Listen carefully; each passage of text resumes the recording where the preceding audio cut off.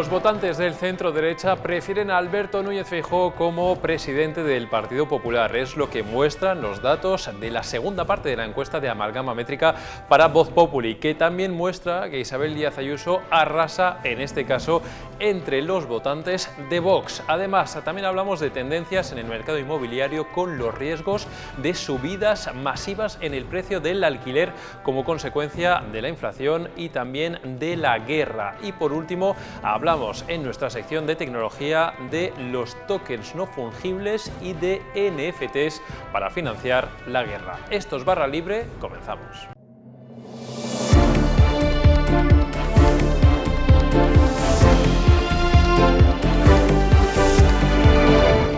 Comenzamos esta edición de Barra Libre con la segunda parte de esta encuesta de Amalgama Métrica para nuestro periódico, que volvemos a analizar un día más con Marina Lías. ¿Qué tal, Marina? ¿Cómo estás? Hola, ¿qué tal?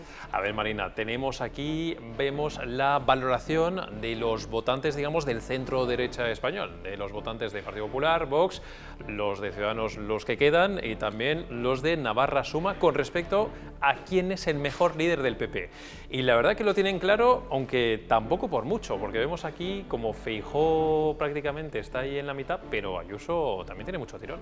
Bueno, casi la mitad de los votantes de ese conjunto del centro-derecha, se decantarían por Feijóo. Este trabajo se hizo justo cuando Casado ya asumió que se iba a celebrar el Congreso Extraordinario y el PP cerró filas en torno al dirigente gallego, y todos esos votantes preferían que Feijóo fuese el encargado de capitanear el PP. Un 38,4% se decantaba por Ayuso, mientras que Casado es el peor parado. O sea, nadie de los votantes, o muy poquitos, optaba por él para seguir liderando el partido después de la crisis interna que han vivido. Solamente un 3,3%. Incluso es superado por el mandatario andaluz, Juanma Moreno Bonilla, que supera el 6% de esos votantes, ¿no? Nos llama la atención ese dato de Pablo Casado, solamente el 3,3%. Nos llama también la atención el dato de Isabel Díaz Ayuso, que llega prácticamente al 40%. Esto se debe también por otro elemento que también podemos leer en tu crónica en Voz Populi, porque resulta que Isabel Díaz Ayuso, dentro de Vox, arrasa. Sí, es la favorita de Vox.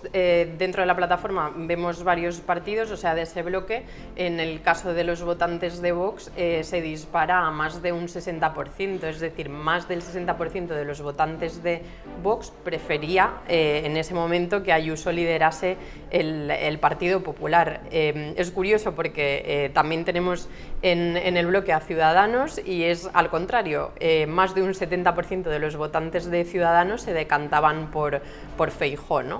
Todo esto con respecto a los liderazgos dentro del Partido Popular, ese nuevo Partido Popular que, recordemos, en nuestra encuesta de Amalgama Métrica lo hemos visto, ha caído en picado con respecto a la encuesta que mostrábamos en el mes de diciembre. Son 20 escaños menos. Vemos cómo el Partido Socialista vuelve a superar al PP y también cómo Vox sube como la espuma. Sí, el PP mejora los resultados de los comicios del 10 de noviembre de 2019, pero con respecto a la encuesta que hicimos en diciembre, a finales de 2021, pues cae estrepitosamente. De hecho, venía superando en porcentaje de votos un 28%. Y ahora se queda en un 23,5% con 98 escaños. Esa caída es verdad que no la acusa el bloque de la derecha, porque, como bien dices, Vox se dispara a los 78 escaños, 20,4% de porcentaje de voto, y entre los dos suman 176 escaños, que sería la mayoría absoluta que todos ansían en el Congreso de los Diputados. Bueno, pues todos los datos de nuestra encuesta de Amalgama Métrica, los del domingo y los de este lunes, los tienen disponibles, como siempre, en nuestro periódico, y ahí pueden leer a nuestra compañera Marina Lías. Marina, muchísimas gracias por el análisis. Gracias a ti. Y como cada lunes analizamos las tendencias en el mercado inmobiliario con nuestro compañero Joaquín Hernández, que nos va a contar cómo la elevada inflación y la crisis derivada de la invasión de Ucrania por parte de Rusia podrían suponer un encarecimiento masivo de los precios del alquiler. Escuchamos a Joaquín Hernández. El impacto del conflicto en Ucrania en los precios de los alquileres empieza a ser poco a poco cada vez más notable, y es que el conflicto, es que la guerra empuja la inflación a la alza y por tanto también los precios con los que se renuevan los alquileres. Esa escalada de la inflación, que podría rebasar el 10% en los próximos meses, podría traducirse en un impacto significativo en los alquileres de puntos de alta demanda, como Madrid, San Sebastián o Barcelona. De hecho, en el momento en el que la inflación rebase el 10%, estaremos ya en presencia de subidas promedio de 80 euros al mes o incluso más según el mercado.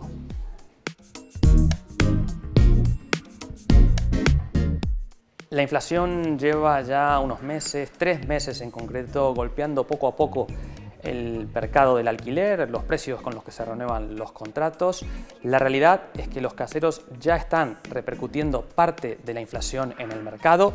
La mayoría lo ha hecho al menos en parte. El modus operandi más habitual es que se repercuta la mitad de la inflación, lo que equivale a unos 25 o 30 euros al mes, para unos 50 promedio en el caso de que lo hagan en el máximo de la inflación, al 100% de la inflación, cosa que han hecho el 15% de los caseros. Un 20% solo de los caseros, de los propietarios, han evitado de momento repercutir la inflación en los nuevos contratos.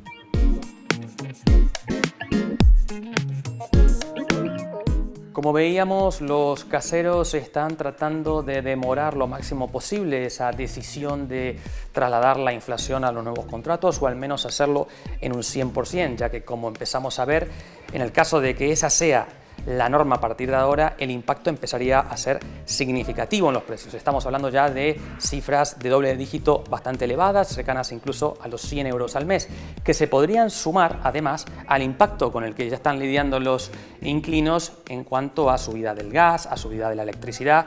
Empieza a haber casos de encarecimientos de entre 200 y 300 euros al mes para inquilinos cuyo salario no ha evolucionado a la par.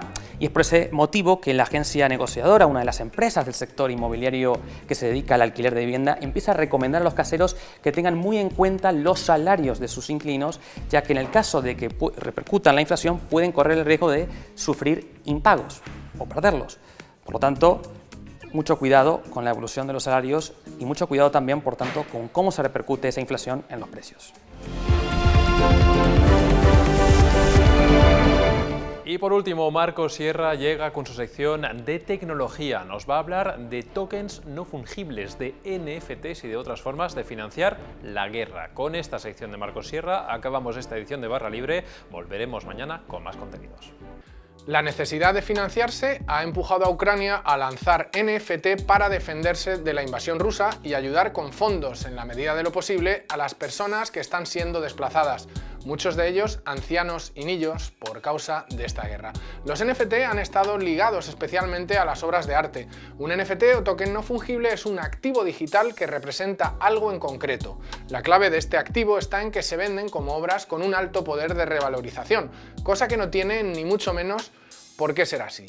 El caso es que si la semana pasada la ONG Come Back Alive decía haber recaudado un total de más de 4 millones de dólares para la causa ucraniana, ha sido ahora el viceprimer ministro de Ucrania, Mikhailo Fedorov, quien ha asegurado que su país lanzará NFT para financiarse en momentos tan complicados como los que está pasando ahora su país.